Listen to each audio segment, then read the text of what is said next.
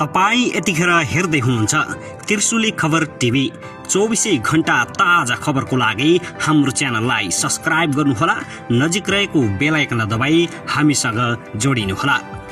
मधेसलाई माओवादीमय बनाउन प्रचण्डको निर्देशन, चुनावमा भाडभैलो गर्न खोज्नेलाई इटको जवाब पत्थरले दिनुहोस्। मधेसबाटै जितेर दोस्रो पटक प्रधानमन्त्री भएको प्रचण्डको दावी। नेकपा एमालेसँग राजनीतिक एकता र चुनावी तालमेल सहकार्य हुँदैन। पार्टी विभाजनमा आत्मआलोचना गरौं, तत्काली वाम एकता हुन्छ। घनश्याम भुषाल। वाम एकताका लागि घनश्याम भुषालले देखेको 4 आधार यस्ता।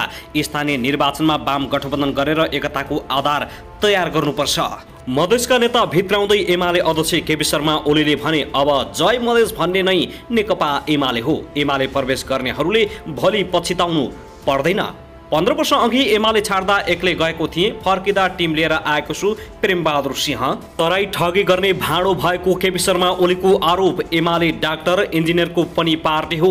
झगडाको खेती फर्स्ट आउट भनेर पहिचानको राजनीति ल्याइएको ओलीको गम्भीर आरोप। 3वटा कारण देखाउँदै करिश्मा नेकपा एमालेमा प्रवेश। आगामी निर्वाचनमा यदि हामीले हारे देश हार्ने प्रचण्डको भनाई। माग पूरा हुने भई सरकारमा जान सकिने महन्त ठाकुरको निष्कर्ष।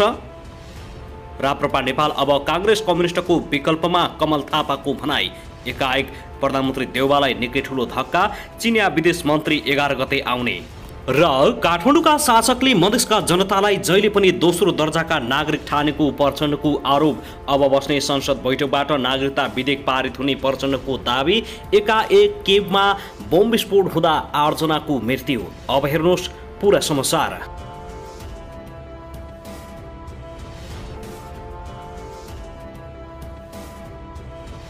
दर्शक महानुभाव नमस्कार, तपाईलाई हार्दिक स्वागत छ हाम्रो च्यानल त्रिशुली खबर ट्युबमा। यदि हाम्रो च्यानललाई अहिलेसम्म सब्स्क्राइब गर्नुभएको छैन भने सब्स्क्राइब गरी नजिक रहेको बेल आइकन दबाई हामीसँग जोडिनुहोला। दर्शक फेरि पनि हामी तपाईहरुमाझ निकै महत्त्वपूर्ण खबरका साथ उपस्थित भइसकेका छौं। यो भिडियोलाई अहिले अन्तिमसम्म हेरी हामीले साथ दिनुहोला। दर्शकबिन हाम्रो मेहनतको लागि एउटा सानो लाइक गर्न भनी नभुल्नुहोला। कहाँदेखि देउनु छ, के भन्न चाहनु छ, तपाईको मनमा लागेको प्रतिक्रिया अवश्य पनि कमेन्ट गर्न नभुल्नुहोला। दर्शकबिन स्थानीय तहको निर्वाचन सँगसँगै बिना एजेन्डा राजनीतिक दलहरू चुनावी मैदानमा उत्रिएका छन्। एकअर्कालाई खुइलाउने भाषण गरिरहेका छन्। तिनका कार्यकर्ता पटटट ताली पड्काउँछन्, तर एजेन्डा भने केही पनि छैन। एकले अर्कालाई खुइलाउने बाहेक अरू भाषण सुनिदिन। माओवादीले एमालेलाई खुइलाउने, एमालेले माओवादी र कांग्रेस, त्यसैगरी माधव कुमार नेपालको पार्टी एकीकृतलाई खुइलाउने काम मात्रै गरिएको छ। न त एजेन्डा माओवादीको छ, न त एजेन्डा नेकपा एमालेको, त्यसैगरी न त एजेन्डा एकीकृत समाजवादीको। उता भने एजेन्डा नेपाली कांग्रेसको एमसीसी बारे भरम चिर्ने भन्दै गाउँ गाउँ अभियान सुरु गरेको छ। यो विषयमा तपाईको धारणा अवश्य राख्नुहोला। दर्शकबिन आउनुहोस् अब पहिलो खबरतर्फ लागौं। नेकपा माओवादी केन्द्रका अध्यक्ष पुष्पकमल दाहाल प्रचण्डले देशमा राजनीतिक परिवर्तन आउन अघि काठमाडौँका शासकले मधेसका जनतालाई जहिले पनि दोस्रो दर्जाका नागरिकको रूपमा हेर्ने गरेको बताएका छन्। आज मंगलबार जनकपुर धाममा मधेस प्रदेश स्तरीय कार्यकर्ता प्रशिक्षण कार्यक्रमलाई सम्बोधन गर्दै अध्यक्ष प्रचण्डले जनयुद्ध र जनआन्दोलनबाट त्यस्ता विभेदको रेखा कोर्ने राजा महाराजालाई परास्त गरिएको उनले बताएका छन्। प्रतिगमन विरुद्धको सङ्घर्षमा मधेसले फेरि पनि अगुवा भूमिका खेलेको भन्दै उनले प्रशंसा समेत गरेका छन्। तपाईहरूले प्रतिगमनका विरुद्ध जिल्ला सदरमुकाम र गाउँ गाउँमा गरेका पहल कदमी मात्र होइन, मधेसबाट काठमाडौँका सडकमा गएर देशभरि सन्देश दिने भूमिका निर्वाह गरेकोमा तपाईहरू सबैलाई धन्यवादका पात्र मान्दछु। अहिले नेकपा माओवादी केन्द्र रूपान्तरण र क्रान्तिकारी विचार विकासको चरणमा प्रवेश गरेको उनले बताएका छन्। यो प्रक्रियामा पनि मधेसले महत्त्वपूर्ण भूमिका निर्वाह गर्ने उनले विश्वास गरेका छन्। समाजवादी क्रान्तिको अगुवाई मधेसले नै गरेको उनले प्रश्न पार्दै तराई मधेस रणनैतिक भौगोलिक परिस्थितिको हिसाबले पनि धेरै महत्त्वपूर्ण रहेको भन्दै उनले नेपालको राष्ट्रिय एकता र राष्ट्रिय स्वाधीनता, नेपालको भौगोलिक अखण्डताको रक्षामा पनि पहरेदार भएर उभिएको प्रचण्डले बताएका छन्। मधेसका जनतालाई यसरी पगालेका छन्। दर्शकबिन त्यसैगरी वामपन्थी पार्टीहरूलाई एकता प्रक्रियामा ल्याउन फेरि बहस सुरु भएको छ। स्थानीय तह निर्वाचनको सङ्घारमा एकताको बहस चलेको हो। 2074मा प्रदेश र सङ्घीय निर्वाचनमा वामपन्थी दलहरू मिलेर वाम गठबन्धन बनेको थियो। त्यति बेला गठबन्धनलाई निर्वाचनमा 2/3 नजिक बहुमत प्राप्त भएको थियो। यसपटक पनि स्थानीय तह निर्वाचन अघि नै वाम एकताको बहस चल्न थालेको छ। तर प्रमुख वामपन्थी दल नेकपा एमाले र अन्य दलहरू माओवादी केन्द्र र एकीकृत समाजवादी बीच राजनीतिक रूपमा भने शत्रुतापूर्ण सम्बन्ध छ। तैपनि यसबीचमा चलेको वाम एकताको बहसले सत्ता नेतृत्व दल नेपाली काङ्ग्रेस तरङ्गित बनेको छ।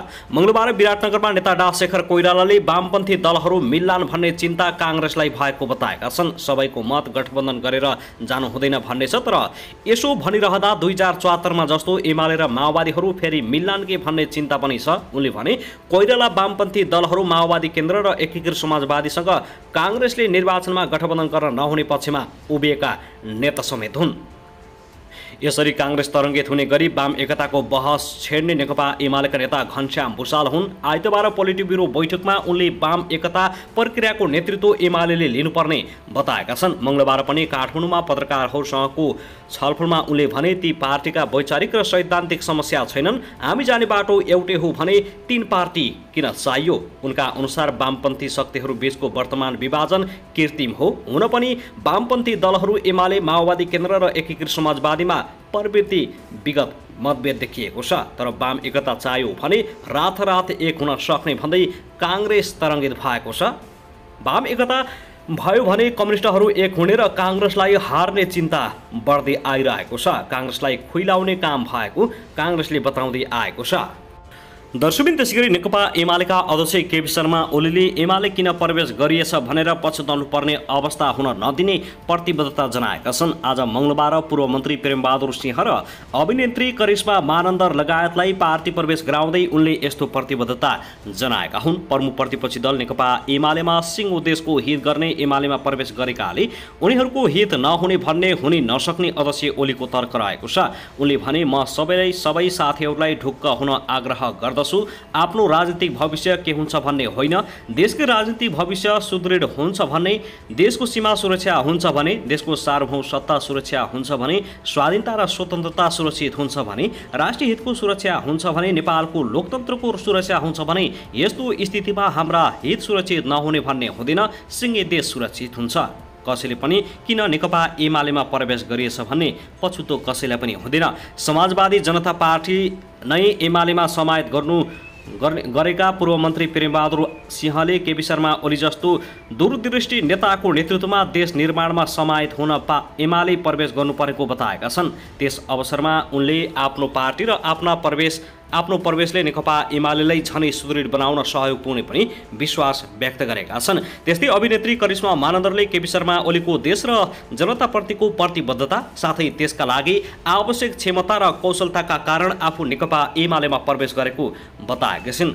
उनले कुनै पद भन्दा पनि एमालेमा रहेर देशको हितमा काम गर्ने चाहना आफूमा रहेको बताएका छिन्। अभिनेत्री मानन्दरले एमालेको गुणगान गाउनेहरू देशभर रहेकाले पनि आफू यस पार्टीमा प्रवेश गर्न प्रेरित भएको बताएका छिन्।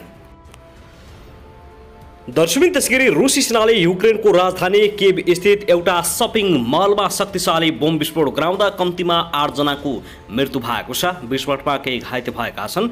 रेट्रोभाइल सपिङ मलमा रुसी सेनाले विस्फोट गराएका हुन्। विस्फोटपछि सपिङ मल वरपर राखिएका सवारी साधन समेत क्षति भएको छ। विस्फोटपछि 10 तले सो भवनमा आगो लागेको छ। आगो निभाउन 63 अग्नि नियन्त्रणहरू परिचालन गरिएको प्राप्त विवरणहरूमा उल्लेख गरिएको छ।